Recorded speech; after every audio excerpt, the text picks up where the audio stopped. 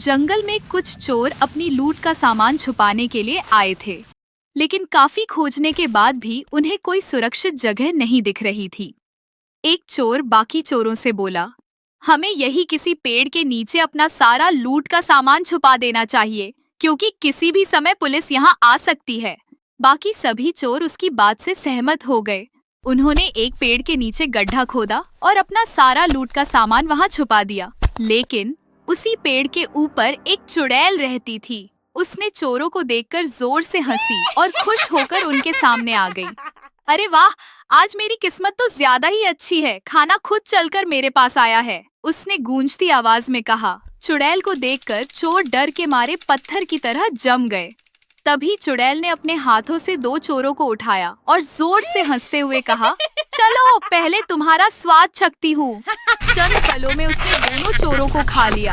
यह देखकर बाकी चोरों के होश उड़ गए। भागो, जान बचाओ, एक चोर चिल्लाया और सभी जंगल से भागने लगे। काफी दूर भागने के बाद एक चोर हांफते हुए बोला, अरे हमारा सारा लूट का सामान तो उस चुड़ैल के पास ही रह गया। दूसरा चोर घबराकर बोला, सामान तो फिर से लूट लेंगे, लेकिन इस समय अपनी जान बचानी है, नहीं तो वह चुड़ैल हमें भी खा जाएगी।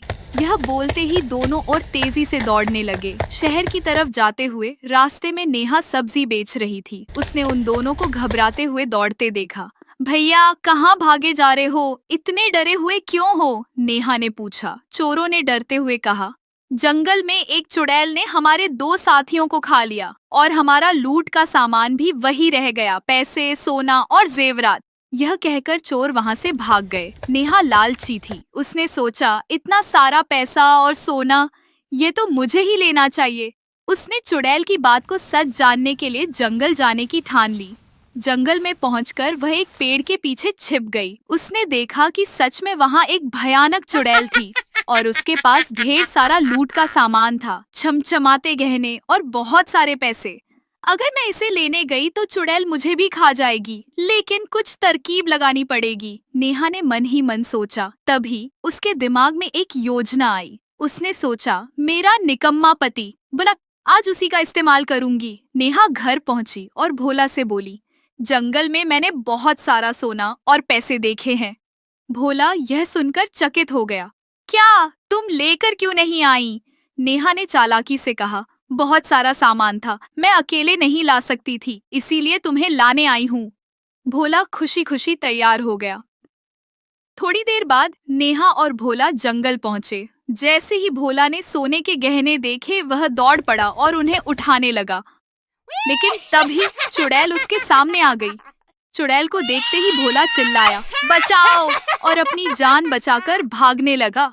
चुड़ैल हंसते हुए उसका पीछा करने लगी। तू बचकर कहाँ जाएगा? वह गरजती आवाज में बोली। चुड़ैल ने भोला को पकड़ लिया और तुरंत खा गई। इस बीच नेहा ने मौका देखकर सारा सोना और पैसा समेटना शुरू कर दिया, लेकिन उसकी लालच बढ़ती जा रही थी। उसने जितना उठा सकती थी उठाने की कोशिश की, लेकिन तभी चुड़ैल नेहा की तरफ बढ़ने लगी। नेहा ने भागने की कोशिश की, लेकिन भारी सामान की वजह से वह दौड़ नहीं पाई। अब तेरा भी काम तमाम, चुड़ैल ने गुस्से से कहा। नेहा लड़खड़ाकर जमीन पर गिर पड़ी। उसके हाथ से सारा सोना और पैसा छूटकर गिर गया।